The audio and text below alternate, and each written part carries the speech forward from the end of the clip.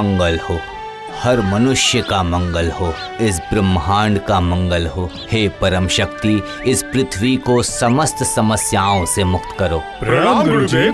दीर्घायु हो शिष्यो।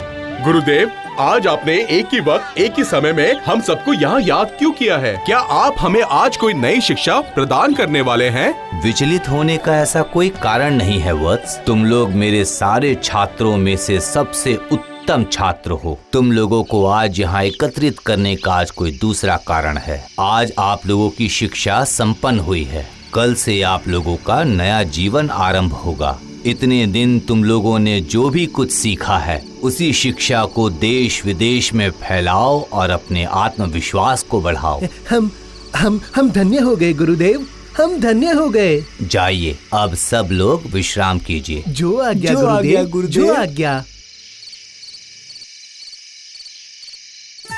आज मैं इतना प्रफुल्लित हूँ कि मैं आपको बता नहीं पा रहा हूँ। पूरे विश्व में मेरी विद्या के बारे में जो चर्चा करेंगे वो सोचकर ही मैं प्रफुल्लित हो गया हूँ, क्योंकि जहाँ जहाँ पर मैं जाऊँगा लोग मेरी सेवा करेंगे। आप लोग जहाँ जहाँ जाएंगे कृपया मुझे भी वहाँ ले चलिएगा। आप लोगों के साथ रहूँगा तो मैं भी सीखूंगा। पागल है क्या? तुम्हारे पास तो कोई शिक्षा ही नहीं है, तुम्हें हम नहीं ले जा सकते। तुम अलग ही जाना। तुमने तो अपनी कोई भी शिक्षा पूर्ण नहीं की है।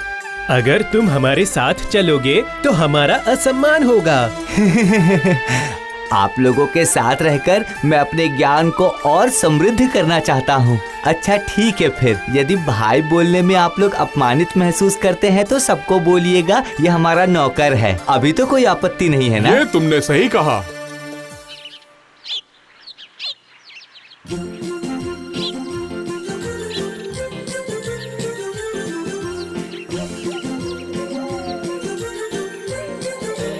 सुनिए भाई, यहाँ थोड़ा सा विश्राम कर लेते हैं। ये आपने उत्तम बात की। अब हमें अपने भोजन के लिए कोई व्यवस्था करनी होगी।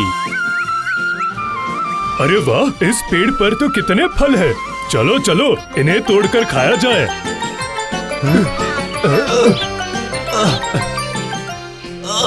अरे रुकिए रुकिए भाई लोग, रुकिए। इस फल को तोड़ने के लिए मैं कुछ व्यवस्था करता हूँ, बुद्धि लगाता हूँ। ऐसी कौन सी बुद्धि इस्तेमाल करने वाले हो तुम चंद्रकांत? हमें भी तो बताओ। देखो देखो, सारी बुद्धि खर्च मत कर देना।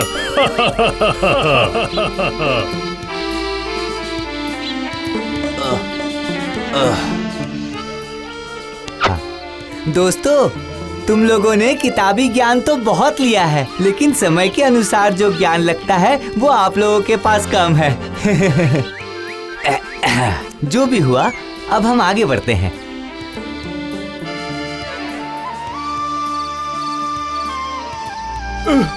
अरे ये जंगल में चल चल के तो हमारे पैर ही दुखने लगे।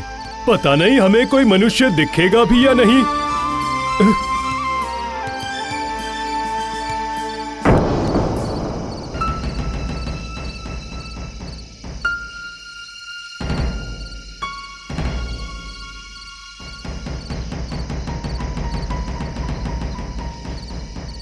अरे देखिए देखिए, रास्ते में कितने सारे हड्डियों के टुकड़े बिखरे हुए हैं। हाँ सही बोल रहे हो। ये किसकी हड्डी है? यहाँ क्यों पड़ी है? ये निश्चित ही कोई जंगली जानवर की हड्डी लग रही है। अरे वाह वाह, क्या ये भी तुम्हारे चतुर दिमाग का फल है? वाह वाह, क्या बात है तुम्हारे दिमाग की। अरे नहीं दोस्त, ये तो साधारण ज्ञान है। जंगल में जंगली जानवर की ही हड्डी तो मिलेगी, और किसी की हड्डी कैसे मिल सकती है? वो तो तुम सही कह रहे हो, पर ये आखिर किस जानवर की हड्डी है? क्या हम किताबी ज्ञानों से ये जान पाएंगे? हड्डियों को देखकर तो ऐसा लग रहा है जैसे ये जंगल के राजा शेर की हड्डी है। मुझे तो ये हड्डी देख के लगता है कि मुझे तो ये हड्डी शियार की लगती है। पता नहीं चंद्रकांत को ये शेर की हड्डियाँ क्यों लग रही है, मैं समझ नहीं पा रहा। इस विद्या का नाम है सजग ज्ञान। ठीक है, ये सब हम कल तय करेंगे। अभी हम लोग विश्राम करते हैं। चलो चलो चलते हैं।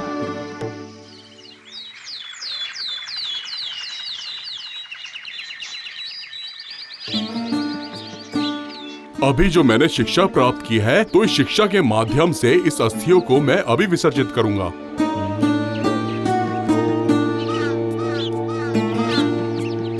हे गुरुदेव, आपकी दी हुई शिक्षा, ज्ञान, आशीर्वाद व्यर्थ ना जाए।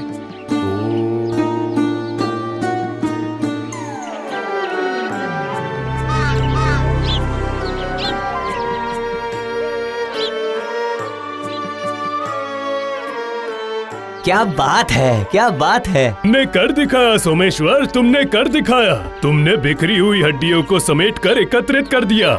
देखा चंद्रकांत, यही होती है असली शिक्षा, जिसको तुम कभी ग्रहण नहीं कर पाओगे। इस बार आपने बिल्कुल सही बात कही है दोस्त, आपकी शिक्षा सार्थक हुई है। पर अभी भी एक दुविधा मेरे मन में रह गई है। कौन सी दुविधा के बारे में बात कर रहे हो, ये बताओ। यही कि ये कंकाल किस प्राणी का है, ये हमें अभी तक नहीं पता चला है। हमने अपना अनुमान लगा लिया है, पर हमें अभी तक कोई सटीक उत्तर नहीं मिला है। देखो भाइयों देखो, मैं इस बारे में तो बिल्कुल निश्चित हूँ कि ये जंगल के राजा शेर की हड्डियाँ हैं।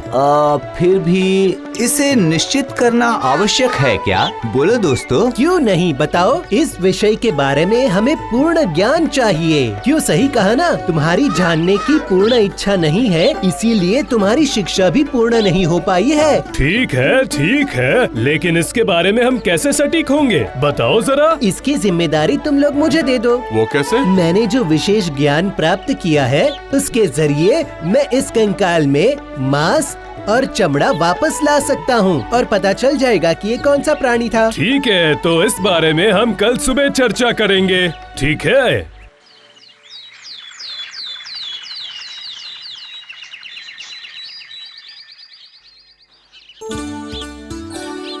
हम लोग निकले थे देश भ्रमण के लिए, लेकिन फिर भी हम बहुत विलंब कर रहे हैं। अरे ओ चंद्रकांत, तुम्हारे अंदर की ये जो जलन है वो हमें साफ दिख रही है। नहीं भाई नहीं, ये आप बहुत गलत बोल रहे हैं। तो चलो अब समय बर्बाद न करते हुए हम अपनी परिकल्पना पर काम करते हैं। तो अब शुरू करें, चलो। हे गुरुदेव, मुझे आशीर्वाद दीजिए। आपकी दी हुई शिक्षा द्वारा मैं इस कंकाल में मांस और चमड़ा भरना चाहता हूँ।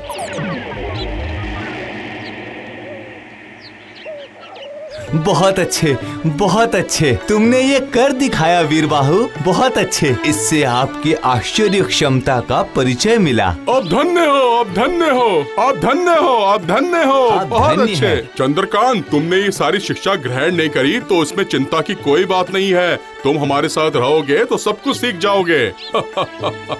हाँ, मैं अपने दोस्तों के लिए गर्व अनुभव करता हूँ। तो फिर हम क्या अपनी यात्रा शुरू कर सकते हैं? अरे तुम्हें क्या पता, गुरु की खास विद्या तो मेरे पास है, जिसका प्रयोग मैंने किया नहीं। कौन सी विद्या? प्राणदान की विद्या। अकेला मैं ही इस विद्या को ग्रहण कर पाया हूँ। क्या बोल रहे हो रामनाथ, ये श्रेष्ठ शिक्षा भी तुमने ग्रहण कर ली, आखिर कैसे? हाँ, ताकि तुम लोगों को ये झूठ ना लगे, इसीलिए मैं ये विद्या का प्रयोग इस शेर पर करूँगा। असंभव, आप लोगों के ज्ञान को क्या हुआ है? आप लोग शेर का प्राण लौटाने की बात कर रहे हैं। तुम मना क्यों कर रहे हो? हमारे गुरुदेव ने क्या कहा था, उस बात को मनन कीजिए कि जो ज्ञान और विद्या आप लोगों ने अर्जित किया है, वो समस्त ज्ञान पृथ्वी के उपकार के लिए है। लेकिन अगर मृत शरीर को हम प्राण लौटा देते हैं तो ये जगत का कल्याण नहीं होगा। हर प्राणी जगत के नियम के अनुसार ही प्राण त्याग करता है। प्रकृति के विरुद्ध जाना सही नहीं होगा। यह उपकार से ज्यादा समस्या आने की आशंका ज्यादा है। नहीं नहीं नहीं नहीं, इस विषय में मैं आपका साथ बिल्कुल नहीं दे पाऊंगा। अरे मूर्ख ब्राह्मण, डरे हुए ब्राह्मण, हम तुम्हारे साथ नहीं रहेंगे, चले जाओ यहाँ से। देखो, तुम लोग मेरे बहुत पुराने दोस्त हो, तो मैं इस तरह तो तुम्हें त्याग नहीं कर पाऊंगा, किंतु मैं तुम लोगों से दूरी बनाए रखूंगा। मैं जा रहा हूँ।